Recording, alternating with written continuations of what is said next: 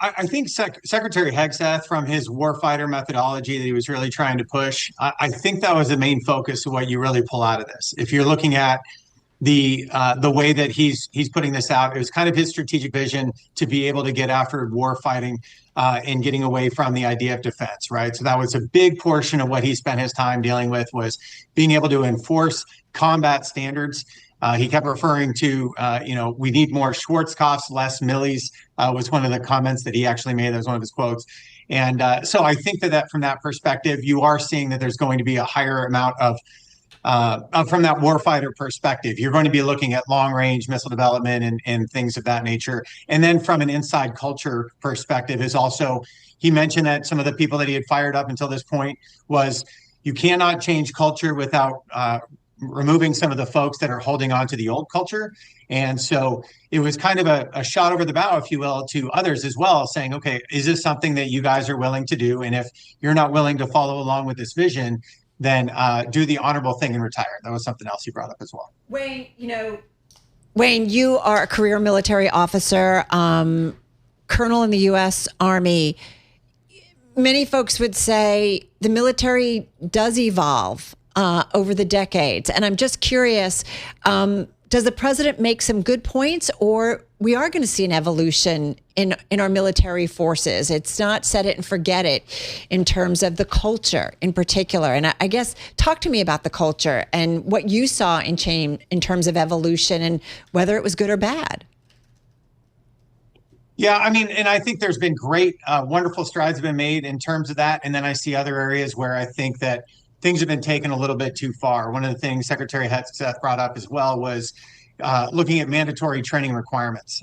There are stats out there that you can go to that actually show if every soldier did the amount of mandatory training that was on the books about 2 to 3 years ago, they wouldn't do a whole lot more else besides going after and doing these things. So we normally call that like mission creep or scope creep. Mm-hmm. And so I think that there's an area where President Trump and Secretary Hegseth are trying to be able to pull back some of that and be able to get back to some of the war fighting.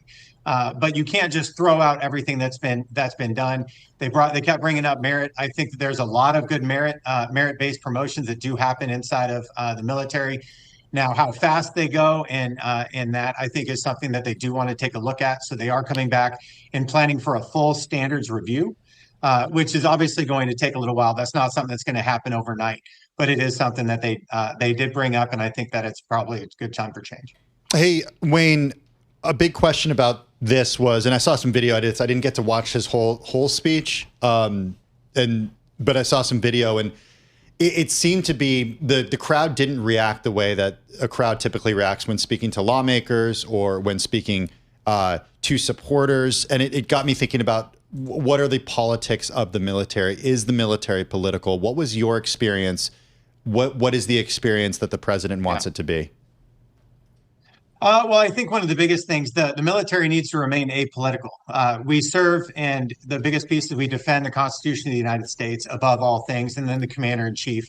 So in that presidential role, not in the political role, but as the leader and the commander-in-chief of the military. And so as much as they possibly can, you end up seeing that. You see it actually in the State of the Union as a great example of, the chairmen of the Joint Chief of Staff, all those Joint Chiefs that are sitting there.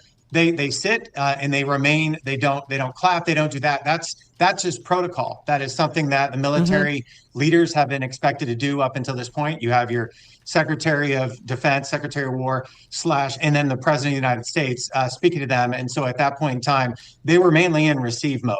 I know a lot that liked it. I know quite a few that didn't.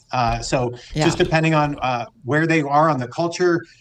Where they feel that things need to be taken. And then there are other war fighters who are looking forward to being able to have a more aggressive stance. 30 seconds, Wayne. Unusual?